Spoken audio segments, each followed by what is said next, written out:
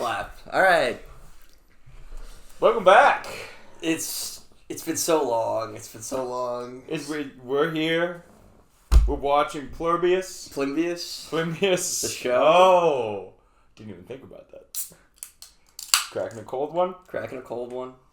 On a cold winter day with my good friend Mikey Johnson. There we go. And before we start, I got a couple props. First off, 6-3, baby. 6-3. And we beat them bad enough they fired their coach. That's what I'm talking about. Yeah, I saw that. He got fired today. Yep, it's a shame because I don't think he did a bad job. It's a Bulls hat? Fuck! You know, it was the right colors. So I was like, am I reading wrong? That was a generational fumble for Mikey Johnson. But anyway, the Bears won yesterday. It was a great day. Like many Sundays have been, surprisingly. And they're going to win the Super Bowl. So you heard it here first. Oh,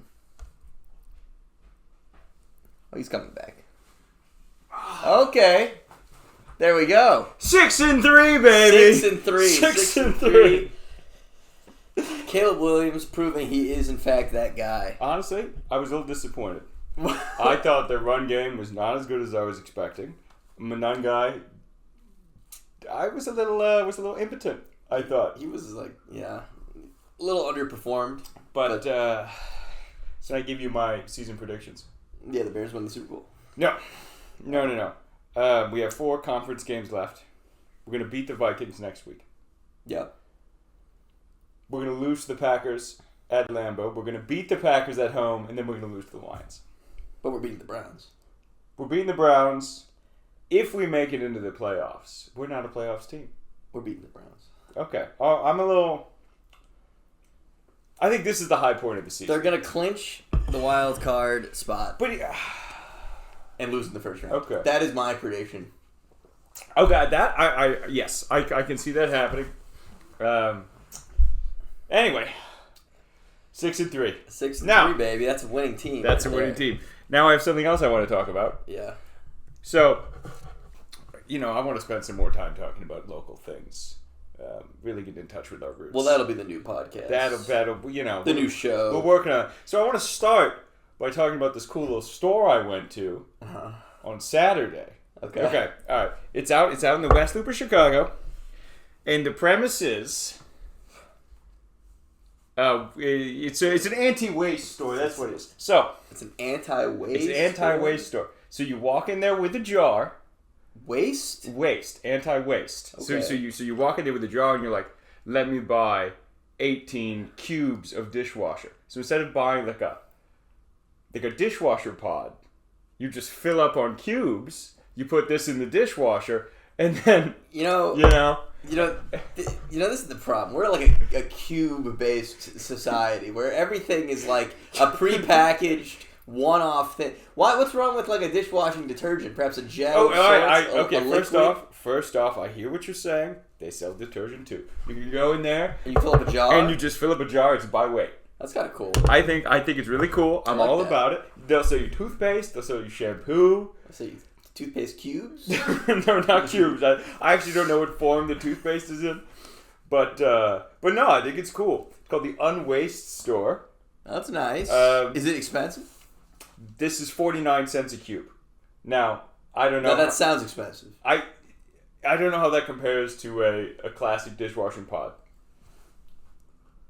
You made him a little out of touch, but I also don't know. I just buy the big thing. Right. How much do you think is a big thing? 50? 50 pods? I guess. Well, I just told you I'm not a cube. You're not a cube. I'm not a pod. Oh, you buy. I buy the liquid detergent, which I don't know how many. Yeah. Loads how many shots you get? Whatever. I feel like honestly, maybe I'm out of touch. I don't think 49 cents is crazy. To wash. I'm comparing it to like running a washing machine. You put in 50 cents. Coin operated. Yeah, aren't they upselling you at those? Isn't the point of those to make money? They got to make their nut. I don't know. They got to make money. My point is, I think it's a cool little store run by nice people. How do they get these? They make these? These? Yeah. You mean the cubes? I assume the same way that you get anything. It's a factory in China. And so the only difference is that it's not coming in packaging. Okay. All right. I'm saying that. I don't know if that's true. Maybe they're ethically sourced, dishwashing cubes. Organic cubes. It's like an anti-microplastic, anti-packaging thing. Okay. Which I'm here for. Yeah, that's good. The idea of having less microplastics on my plates, I'm here for. Now we'll check back with you next week, and I want you to tell me how effective these are. I've already started using them. Okay, are they good? Yeah, I mean, to be fair, my dishes are normally pretty clean when they go in. Yeah. So it's hard to judge. Makes you wonder if you even need a dishwasher. It's more just a place you put the dishes so they're out of the way. Anyway, that's the Unwaste store. I think it's on Madison. Now. Yeah, hit it up, man. Yeah, I said pop in. And when I was there, they were selling. Oh, you know what? I'm getting my second prop. My third prop. Things have gotten crazy here, folks, ever since we're in studio. All right. They had a Miss P's gluten something or no. It's just a jar. This is... No. It's not what it is. It's granola. Oh, yeah. Okay, so they just filled it with granola They just filled it up with granola. How much was this? Granola's expensive. Great question. Great. That out of post? How much was it was not that expensive. Let me put it that way. I didn't see the price and go, damn. You paid a certain amount. You hardly do. You hardly do look at a price and be like, damn. So I don't really know how to trust you on that one. Anyway, I just thought, they've got cool stuff. The granola was a nice touch. Anyway, now let's talk about the app. Pluribus. Kim Wexler. Plimbius. Is her name Rhea Seahorn? That's exactly what Or is it Rhea? Rhea? I would go with Rhea. Rhea Seahorn. Do you wanna? I don't know how to. Can I start with the billing? Billing's not the word. What's the thing under the? Like how they pitched the show. The show is pitched as the most miserable woman tries to save the world from happiness. That was the pitch. That was the tagline. That was the tagline. Yeah. And I gotta say, watching episode 1, she doesn't seem that miserable. She seems to be doing pretty good. She's miserable in that she's like a starving artist type, kind of like us. Is that what I was thinking? Is that I'm forced to make a podcast when I really want to make a feature-length film. Okay, but I just can't do that. Unlike us, she's successful. I can't stop because the podcast is so popular that I have to keep making it, and I just come here every week and I'm just pissed off. So that was a little parallel I saw. Yeah. At the beginning. Okay, so you identified with her a little bit. I to be honest, I too identified with her a little bit, if only because she's clearly having to do with things she doesn't really like. Yeah. Well, yeah. At some point her girlfriend calls her out on being kind of a Debbie Downer. A dumb bitch. It's like, you should be grateful for what you've got going on. Sure. Yeah. Yeah. And then, all right, getting into so she's an author. She's like a fantasy rom. She writes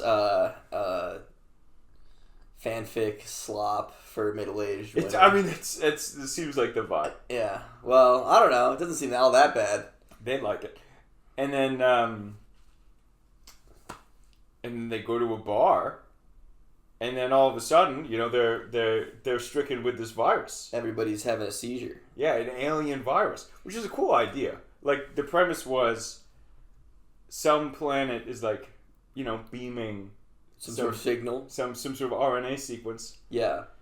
And then they make it. Now, if it were me, I don't think I would have constructed the virus they were telling me to construct. Well, I was thinking about that. It's like, okay, they're testing or whatever, and I just think it's very convenient if you're like a hive mind taking over, something like that they create you in a facility where if there were to be a breach, it would be the worst place ever to have a breach because you have access to, the planes and the military shit. Oh, I see. That's an interesting point. I don't know. I think if you're doing this, you're doing it in the bunker where you could shut that shit down. I don't know. I feel like it's bit of an oversight. Yeah, there weren't a lot of safeguards. No, not at all. They just let two people go in there at the end of the day by themselves. Yeah. I don't know. Now, there was a point later where they talked about getting, like, the nuclear submarine people. How? Do they? Yeah. Oh, shit. No, sorry. That's episode 2. Probably that's an episode 2, too. I gotta be careful. It's not... It's a throwaway line. Yeah, okay. My point is I'm skeptical about the spreading of this thing. Yeah. Well, they say at the end of the episode that other than her, there's 11 other people. And I'm wondering how valid...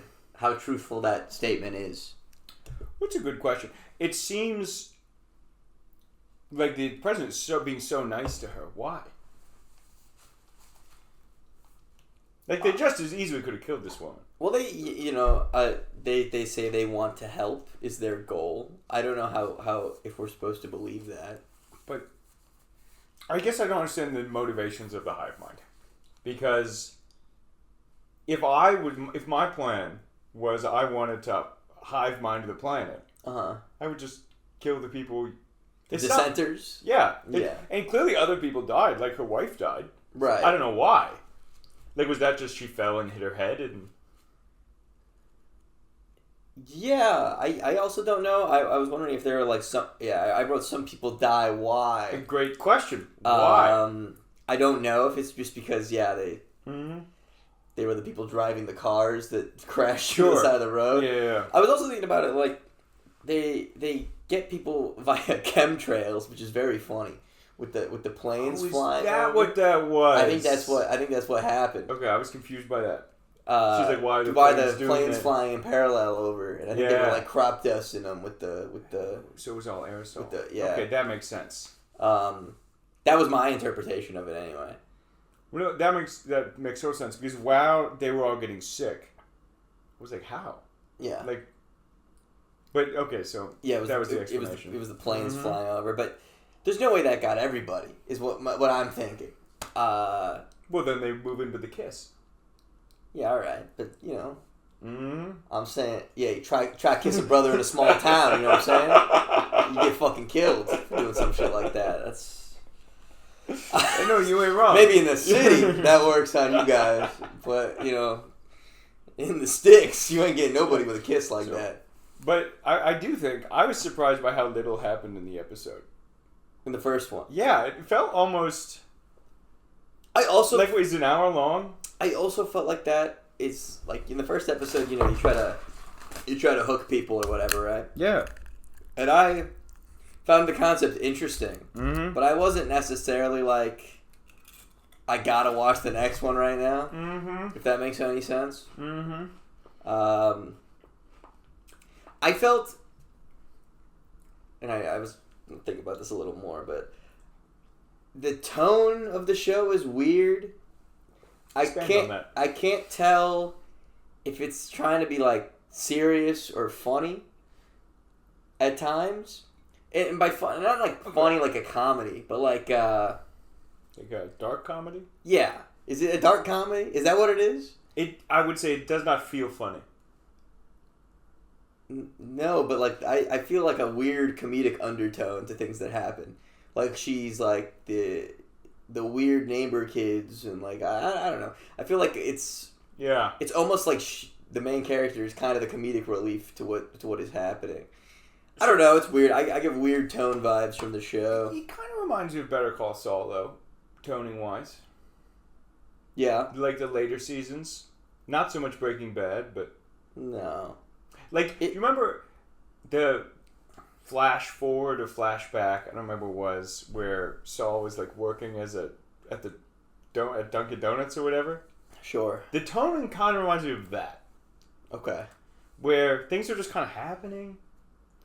And yeah, it's almost monotonous.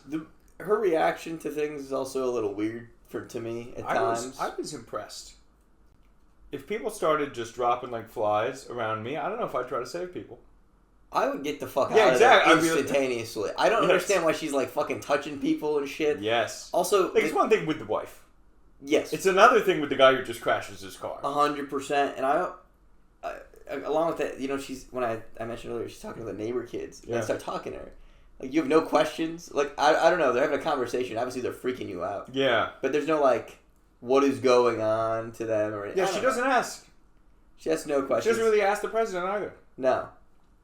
Now, I think it's a nice effect. All the people talking at once sounds very cool. They did a good job with that. Yeah, I like that. Mm-hmm. Yeah, But you know, I kind of feel like nothing's happened. To get back to the tone. Yeah. I feel almost. I hope it doesn't turn into this, but you know that show where it was like the last man in the world or whatever. Oh God, hated that show. Right, but was that Will Forte? Yeah, but I feel like that show starts off in a similar tone, and then it devolves into like kind of garbage. It really, and I just hope the same doesn't happen. I don't know. So maybe I'm just being too deferential to Vince Gilligan. Okay. I think that's not the way we're going. Okay. I agree. Yes. Because that show started kind of cool. And it turned fast. And then it got real bad. So I don't know. Like, yeah. You know, I'm optimistic for this show. It's one of the first shows in a while where I was not distracted while watching. That's true. I paid attention. Yeah. And I get that says more about me than it says about the media. But, and I knew we were watching for this, so I was, staying off the phone. A little more locked in. Yeah. Right. But I liked it. I'm like, what are we waiting for? 10 episodes? 8 episodes? How many? I don't know how many they're doing. I have Can't no be more idea. than 10. No.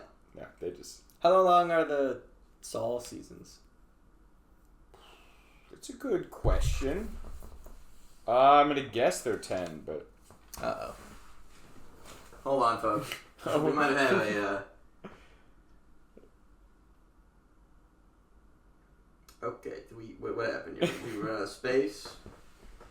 Oh, that's unfortunate. Oh, man. Well, the video portion... We'll just put in a black screen. I forgot we had the audio going on a different thing.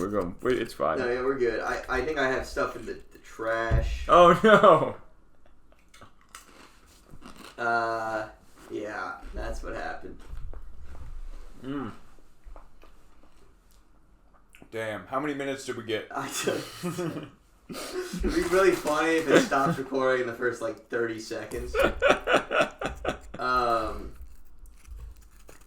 We got 12 good minutes. Alright. Well, whatever. This is gonna be a no video episode post 12 minutes. We'll get. It's fine. It's the first episode back. We're still trying to iron out the kinks. Yeah. All in all, yeah. You got any more points? Yeah, I wanted to ask you a question. It being the first episode, where do you see the season ending? Oh, it's an interesting point. Yeah. Where do I now? I gotta be careful because I know more than you do. If you're Vince Gilligan or whatever. Yeah. Where do we go with this? Yeah. Where do you want this to end? I guess, or even go towards. I think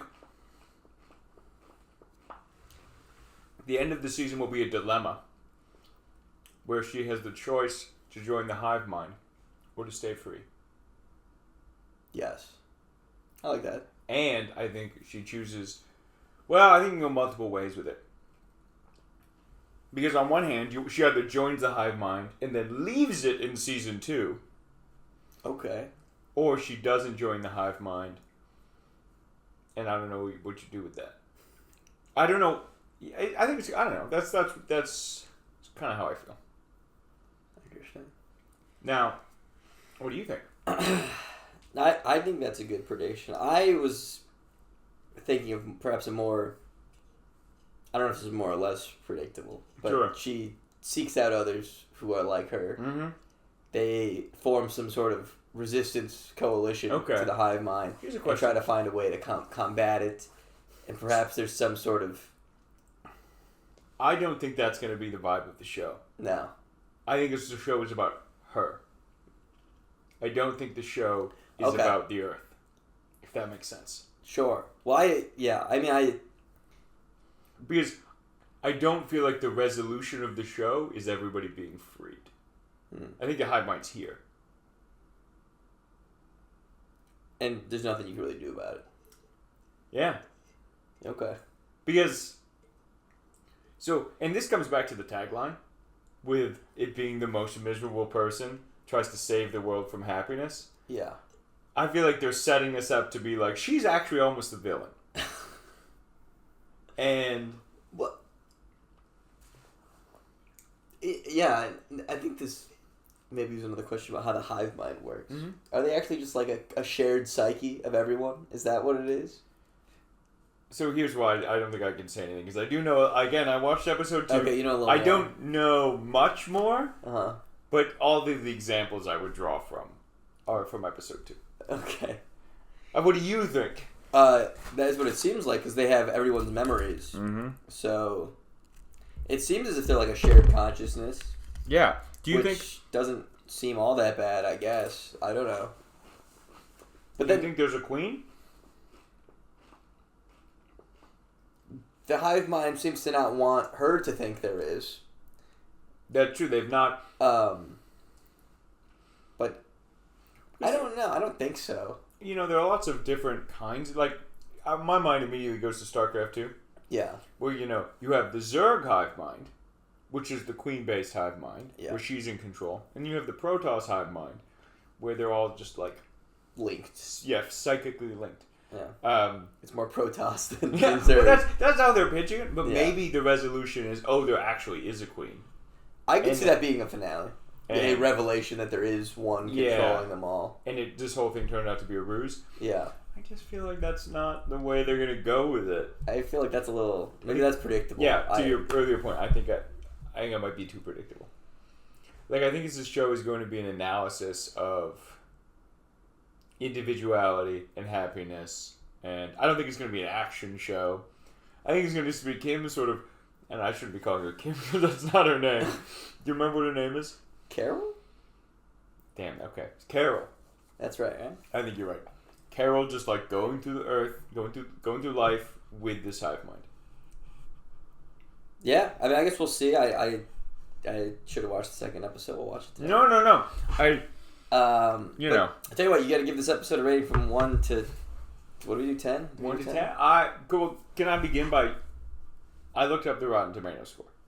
Wasn't it like... I saw on IMDb it got like a 9.4. Yeah. Which I think is fucking high. Yeah, like nothing fucking happened. I'm going to give it like a high 7, low 8. Like, I'm here. I'm locked in. I was saying 7.5 was my rating. I think part of the problem with rating systems like IMDb is they're so top heavy. Like, meaning, if you get less than a 7, it's the worst piece of garbage ever produced. Yeah. You know? So really, it's just like a 7 to 10 rating scale. Sure. So 9.4 seems really high to me. I think it's just Vince Gilligan effect. Right. So you're also saying 7.5. Although yeah. I might go a little higher than that, but yeah. Maybe an 8. I don't know. The production value is there. It's a wait and see on this one for me. Well, I think that's the thing. Is it's a very well made show. They just need to actually do something. Yeah. I don't know. Okay. They got good production. They got good actors. It's just like, I'm not necessarily completely sold on what this show is about yet, I guess, is my thing. I don't know. Well, tonally and... yeah, I would say, if I were to compare it with Severance hit the ground running immediately. 100%. This feels like it did not. No. But at the same time, I'm excited. Well, we'll see what they have for us. Yeah, I'm glad we're back in the chair. Feels good. Feels good to be back. We'll see you guys next week. Yeah. Thanks for tuning in. Maybe next week we'll figure out the video. Yeah. And stay tuned for the local Chicago to be announced show. We'll come up with some content. Where we, I don't know. We're going to talk about more stores. We go to West Loop fucking waste markets or something. Unwaste, to the Unwaste and store. They put like a fucking cube toilet cleaner in a bag for you so you can take that home. I hope they have toilet cleaner. Yeah, well, it's in cube form. I don't know if I would. Yeah, the Unwaste shop. 4.9. Out of how many reviews? 68. Not bad. Not bad. Not bad. All right. Thanks for watching, everybody.